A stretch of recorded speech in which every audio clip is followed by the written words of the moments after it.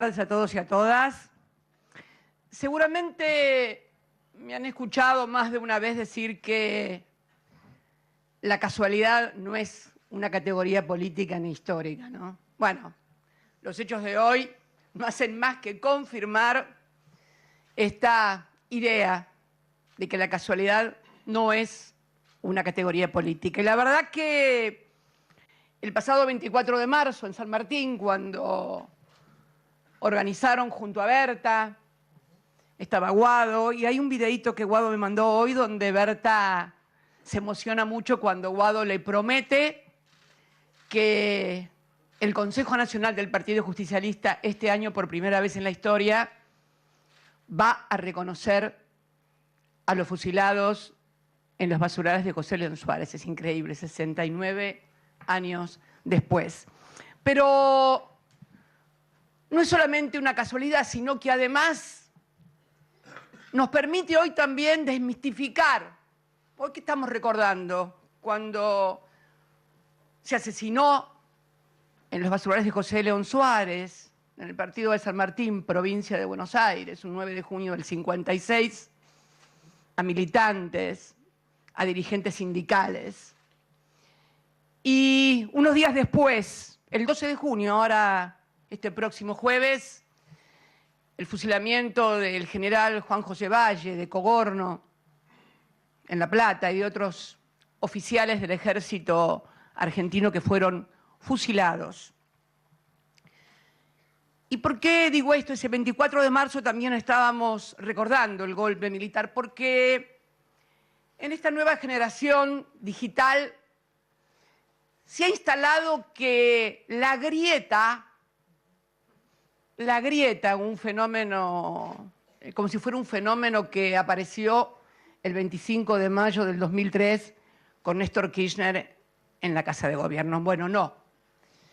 Estas cosas pasaron en el país. Fusilaban y asesinaban gente por ser peronista.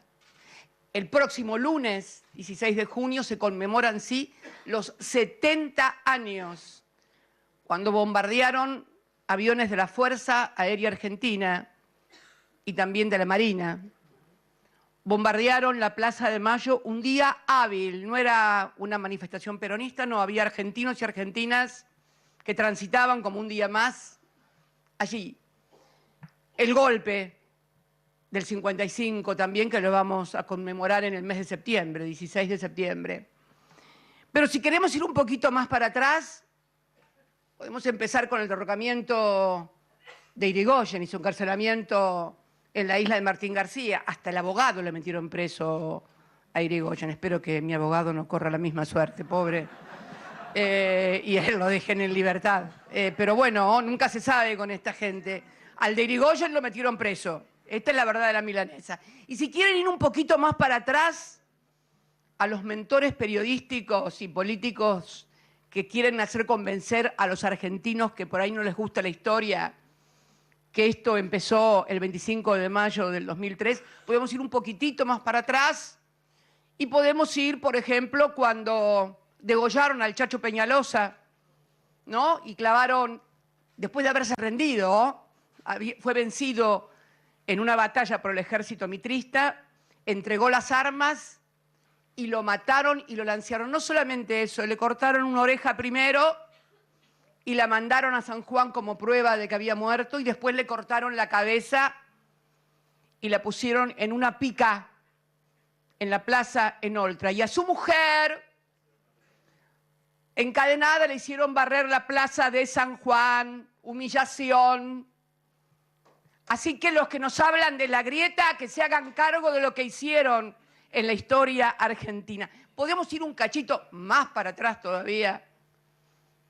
Y bueno, podemos hablar del fusilamiento de Dorrego, y si quieren ir más para atrás, con el nacimiento de la patria, cuando envenenaron a Moreno. En fin, a ver, en algún momento vamos a tener que discutir en serio la historia argentina, qué es lo que pasó, para que no nos sigan dividiendo inútilmente a los argentinos, porque estas divisiones, lejos de favorecer al pueblo, aún aquel que se siente antiperonista o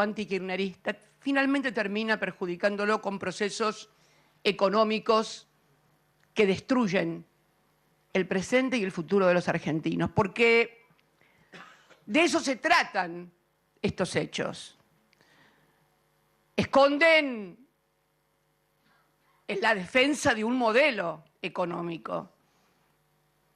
Cuando se produce el golpe en el 55 y se derroca a Perón, lo que se quiere es terminar con un modelo de distribución del ingreso que no era aceptado por los poderes hegemónicos económicos en la Argentina. Tan simple y tan sencillo como eso.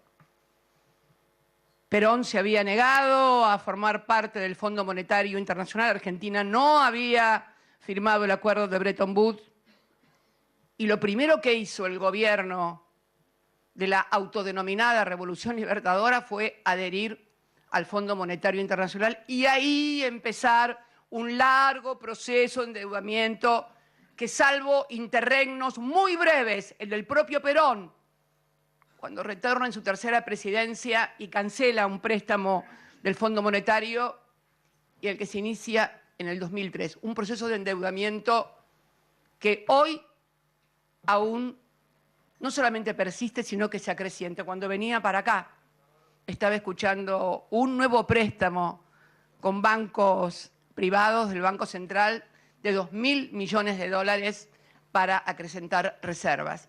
Esto tenemos que tenerlo muy en claro. Estos hechos que hasta el año 76 protagonizó el partido militar y que había empezado ese partido militar con el derrocamiento de Irigoyen en el 30, luego sufre una mutación, no solamente en la Argentina, sino en toda la región. La región se había caracterizado durante el conflicto este-oeste, comunismo, anticomunismo, con golpes de Estado. Ahora ya no son necesarios los golpes de Estado, ya no es necesario instrumentar a las Fuerzas Armadas en un partido militar.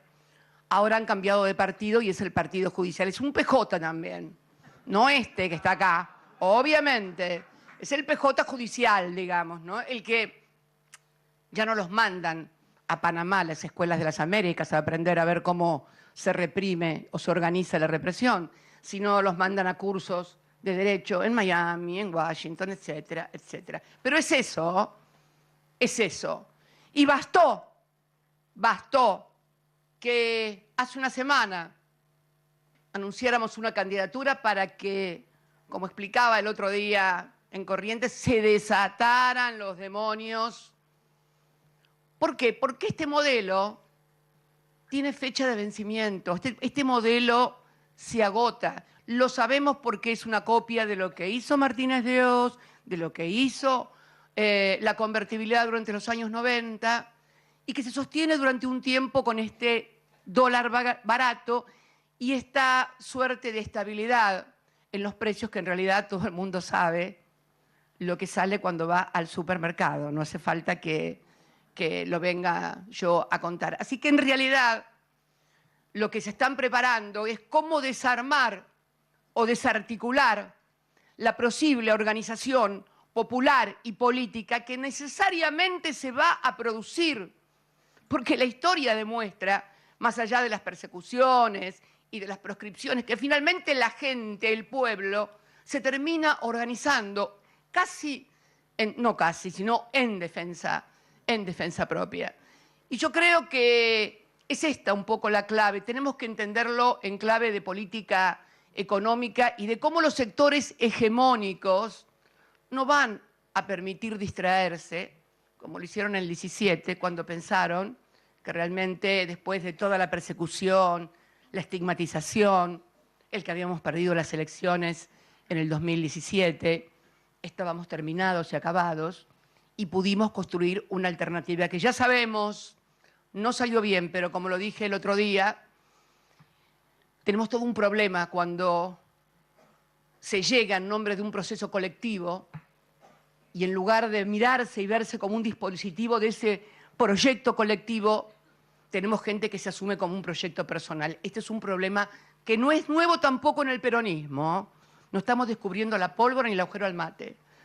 Estamos simplemente describiendo los problemas que atraviesa y atravesó la organización popular, nacional y democrática en el curso de la historia, que seguramente los va a seguir atravesando, pero que también seguramente los vamos a superar, porque en definitiva siempre viene, el pueblo regresa, tal vez con distintos nombres, tal vez de distintas formas, pero en definitiva siempre hay un modo de organización popular y esta es nuestra obligación como militantes, pase lo que pase, que seguramente va a pasar porque no nos van a dejar seguir otra vez porque en realidad, como lo decía el otro día, tienen miedo y por lo tanto descreen de que puedan organizar algo enfrente nuestro, porque además esto que está ahora, esto que describía recién muy bien Leo, este gobierno cachivache, si se me permite, es un gobierno cachivache, finalmente va a fracasar porque han fracasado estos modelos históricamente. Y seguramente piensan que cuando esto finalmente fracase no haya nada organizado de manera tal que puedan digitar que lo sustituya y que sea algo que no ponga en riesgo las ingentes ganancias que tienen estos grupos hegemónicos y que quiero decirlo con nombre y apellido también, ¿no? Porque este grupo hegemónico económico que un día está en la siderurgia y ahora está en Vaca Muerta, el grupo hegemónico Clarín, que no deja de... A los argentinos le va horrible, pero a Clarín cada vez le va mejor. Telefónica con Macri, perdón, Telecom con Macri, Telefónica ahora. Me gustaría verlo al presidente que se hace tanto el machito mexicano con los del Garrahan, con los discapacitados, a ver qué hacen ahora que la justicia en lo civil y comercial de Clarín le decretó y le aprobó la adquisición de Telefónica, a ver si realmente pueden desarmar y desarticular eso como una prueba de que realmente... No, ¿no es cierto? No, seguramente que no parece. Así que en realidad estamos frente a una decisión en donde el Poder Judicial o el Partido Judicial, en este caso la Corte, a la que definí hace una semana como guardia pretoriana del poder económico, fíjense qué curioso, decreto 70 hace más de un año y sigue vigente. ¿Ustedes se imaginan un decreto 70 pero emitido por el campo nacional, popular y democrático que hubiera tocado intereses de la economía concentrada, hubiera durado más de un año, no le daba más de 15 o 20 días, en lo que fue ese decreto 70, una verdadera reforma constitucional encubierta? Y así podemos seguir enumerando, como cuando nos declararon en menos de un mes inconstitucional la reforma o democratización de la justicia que habíamos iniciado nosotros. Por eso creo que es muy importante esto que estamos haciendo hoy acá, que es por primera vez, una cosa que habíamos decidido mucho antes de que esto se supiera, el reconocimiento de nuestra historia. Nadie puede avanzar si no se sabe de dónde viene. Si no sabes de dónde venís, difícilmente puedas llegar a buen puerto. Difícilmente puedas llegar a buen puerto. Por eso es muy importante organizarse, por eso es muy importante, y lo vuelvo a recalcar una y otra vez, no vernos como militantes electorales, sino como militantes políticos, que tenemos que organizar a la sociedad en todos sus sectores y sus áreas para articular y fundamentalmente difundir las ideas, lo que pasa, ayudar a interpretar y a decodificar. La gente tiene muchos problemas y además los sectores más jóvenes, más nuevos, desconocen parte de la historia. Creo que son actos como estos los que contribuyen a atar los hilos de la historia, porque en definitiva siempre intentan presentarnos la historia como hechos que no tienen que ver el uno con el otro, como que no hubiera una articulación entre los hechos. Y me parece que esta es una forma de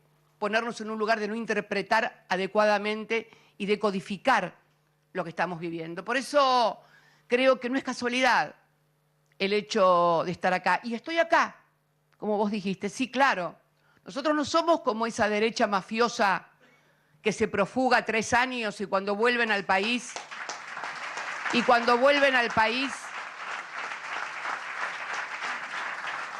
después de haber organizado mesas judiciales para perseguir y encarcelar empresarios, militantes y dirigentes, se profugan al Uruguay 3 años, vuelven a los 3 años, no solo los excarcelan, sino que además los sobresean. Nosotros no, estamos acá, los peronistas estamos acá y vamos a seguir estando acá, les guste a quien les guste.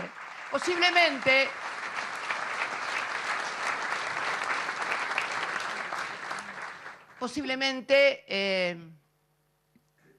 algunos crean que pueden derrotarnos o humillarnos a partir de esto. Miren, hay momentos en la historia que cuando determinados personajes caminan libres por la calle, estar adentro por ahí, cuando estás en la política, es un certificado de dignidad personal y política. Así que, miren, mientras caminen por la calle libres de polvo y paja, los que hicieron megacanjes, endeudaron 2 veces al país con el Fondo Monetario y lo siguen endeudando sin saber dónde están los miles de millones de dólares. Los de las autopistas, de los parques eólicos, los del correo sin dar respuesta, siguen en libertad. Créanme que estar presa es un certificado de dignidad, créanlo, porque lo siento de esa manera.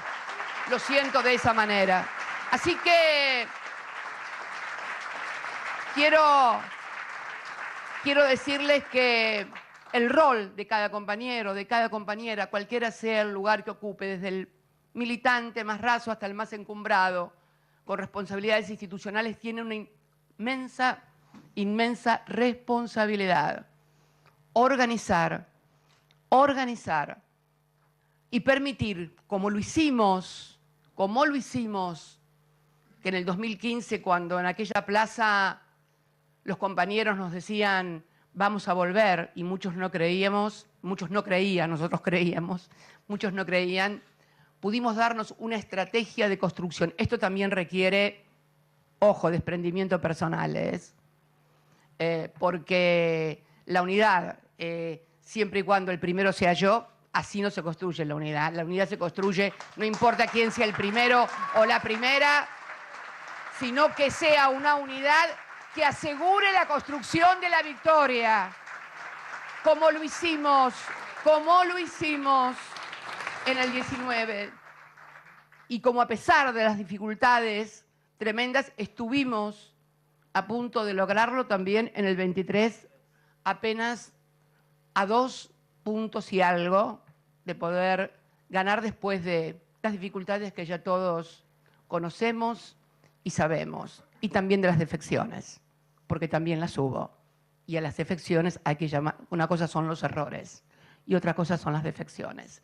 A las cosas siempre hay que llamarlas por su nombre, sin que nadie se ofenda, porque si no, confundimos y finalmente nadie termina entendiendo nada. Así que, en nombre de esas construcciones, de esa Argentina que pudimos construir con Néstor, con apenas el 22% de los votos, como decía yo, más desocupados que votos, en nombre de esa historia y de todas las demás, la del papá del compañero, la de los anteriores, de los radicales revolucionarios, que también los hubo, y seguramente debe haber muchos radicales que también hoy estén de acuerdo con que esto, así como está, no va más, es muy antidemocrático,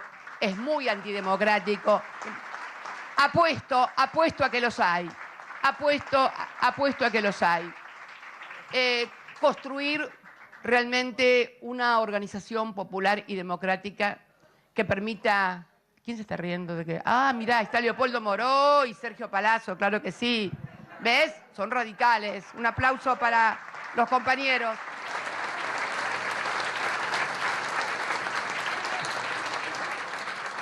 Agradecerles a todos y a todas la presencia acá en el partido, la verdad que se armó un acto que, por eso te digo lo de la casualidad, ¿viste? Siempre el de arriba decide cómo y sí, mirá, sí, por eso estoy sentada acá.